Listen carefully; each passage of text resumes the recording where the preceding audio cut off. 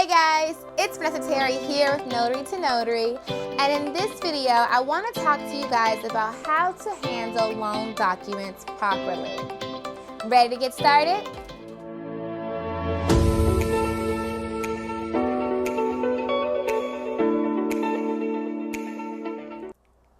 Alright guys, so let's talk about how to properly handle your loan documents. So you guys know when you're building a successful notary business, there are 3 tiers that you would use to grow your notary business: general notary work, loan closings, and e-notary.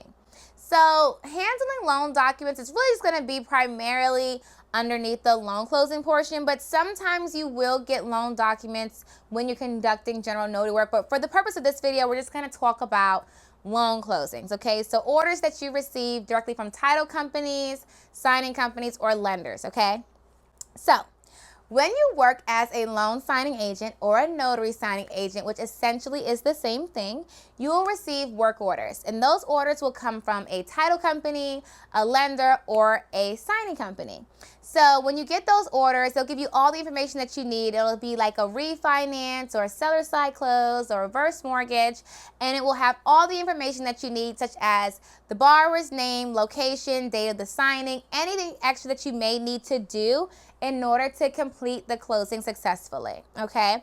Also in those instructions on your email confirmation, which lets you know that you have been assigned that work order, it's going to let you know how you will receive those loan documents. Now, you can get loan documents one of 3 ways. Well, really one of 4 ways, but really 3. Okay, so the first way is you will have to download the documents from a secure online portal. And usually what happens is you'll have access, you'll create your own username and password, you'll log into that company's portal, and you'll download those documents and then print them off. Another way that you can get them is via email. So the company may not have a portal that they use, and they'll email you the documents directly. Once you get them in your email, same thing, you download them and print them off, okay? The third way that you can get loan documents for a signing appointment is via mail. So some companies will actually mail you the unsigned documents, and you will take those documents to the signing appointment. Now, this is more so popular with reverse mortgages and with mail-away closing. So a mail-away closing is where there's usually at least 2 parties that need to sign the closing paperwork, and then they're in 2 different states or 2 different areas. So let's say, for example, there's a husband and a wife, and the wife is in Texas and the husband is in Virginia. Okay, but they both need to close, and they don't have a POA for each other. Whatever happens, they both need to close. So what happens is the husband would sign in Virginia, and they would use the same set of loan docs. He'd go through and do his signatures. That notary signing agent's going to meet with him, and the notary's going to notarize his signatures, right? Then she's going to pack that all up, ship it to notary number 2 in Texas that's going to get it by mail, meet with that wife, and then notarize her signatures. This is also where you would use attachable certificates. So basically what's going to happen is, when the husband signs, that notary is going to complete that notary section, but she's going to put a line through the wife's name and initial, because the wife's not there. So if the wife's name is on that notary section, she can't notarize it. So she's going to put a line through. When the second notary gets that package, that notary section's already going to be completed, and the wife's name is going to be lined through. So what's going to happen is she's going to attach an attachable certificate behind that signature page that she's going to fill out and notarize. It's going to go back in that closing package. So the third way that you get loan docs is via mail. So they'll either mail it to your office address or to your home address, whatever address you give them to get those documents mailed to you.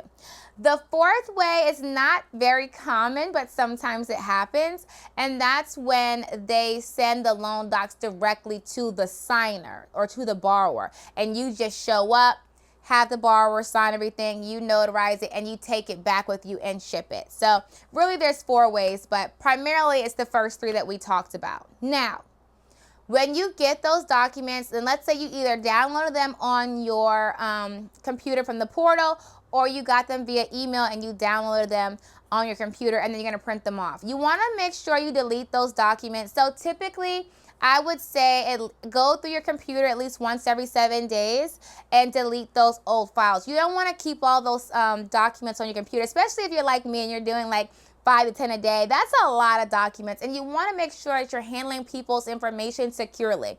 Let's say, for example, you're doing 5 closings a day and you've been doing them for about 3 months, right? And if you never delete those, you have like hundreds of loan packages on your laptop.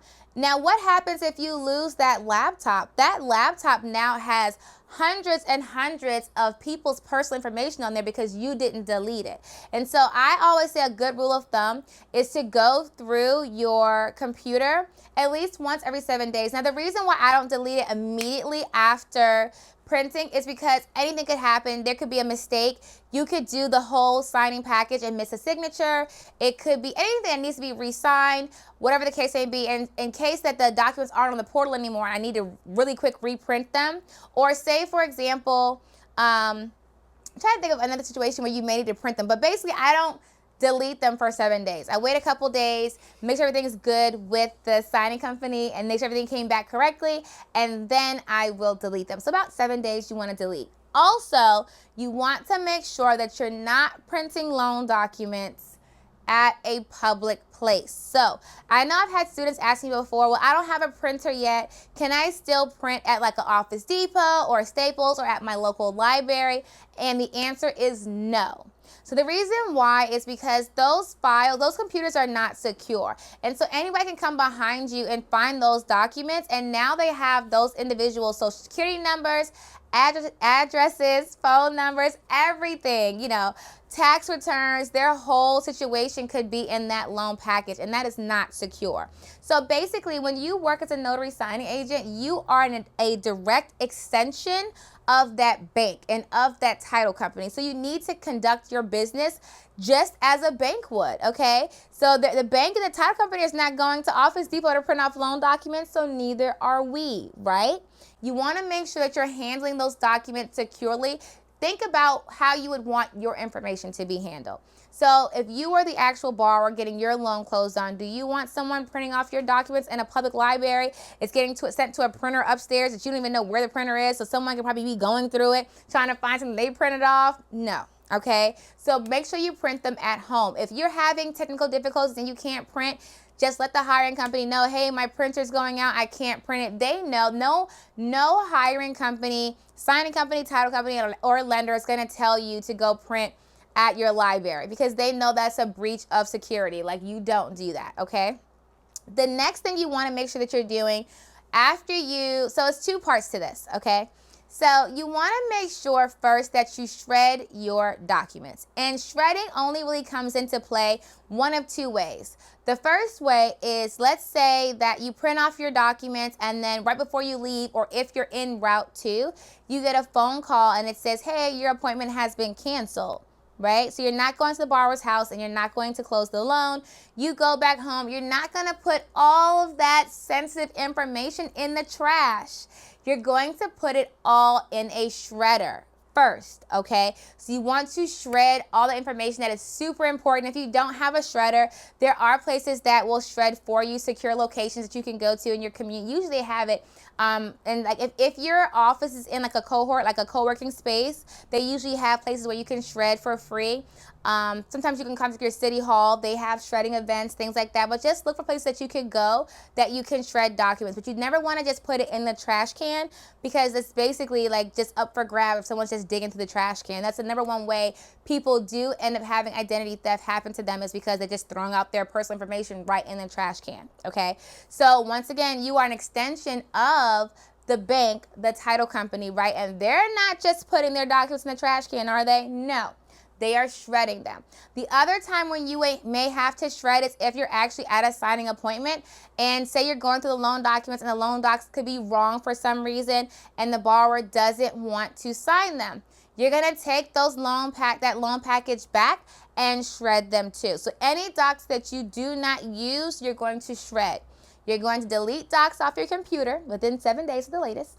And you're going to shred those documents. Another point I want to make out too is when we take pictures on our phone. So some lenders do want you to take pictures on your phone of the IDs of the borrowers, right? So sometimes borrowers may say, oh, I don't want to take a picture on my phone, and they'll do it on their phone and email it to the title company or to the hiring company. But if you're taking the picture yourself, I usually delete them one of two ways. So if the borrower wants me to delete it at the table, I'll do that. But usually I'll hold on to it for about 2 to 3 days before I delete it. Reason being, I have taken pictures before plenty of times. I would say probably at least a third of the times that I do them.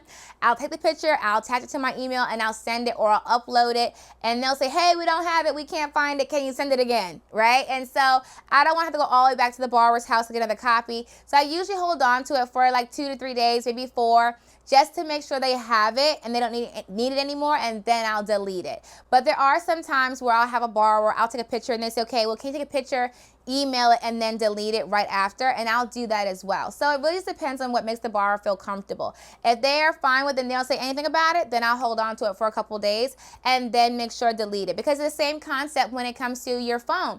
You don't want to have your phone loaded with IDs and social security numbers and passport pictures, and then one day you lose it and all of the information is just waiting for the taking. Like, you can really mess up a lot of people with identity theft that way. So make sure that you're going through your phone at least every 2 to 3 days and deleting those pictures so they're not just sitting there in the event that you lose your device, okay?